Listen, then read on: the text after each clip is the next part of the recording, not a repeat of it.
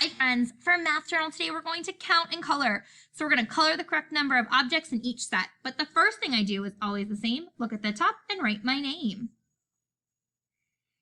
Okay friends, now it says color. So this word's the same on each of them. Color 6. So what you can do is just look at the number. So we know we need to color 6, 3, 7, 5, 4, 8, 2, and 9. So that first word, C-O-L-O-R, that word is color.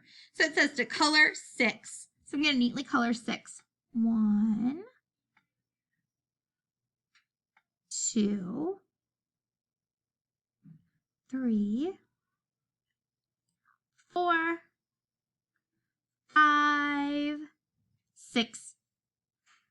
Okay, so see how I neatly colored? You're going to do the same for each one. And remember, this first word, C-O-L-O-R, that is the word color. So color 6. You can even underline the numbers if you want. 3, 7, 5, 4, 8, 2, and 9. All right, my friends, I will see you back for the end of the day.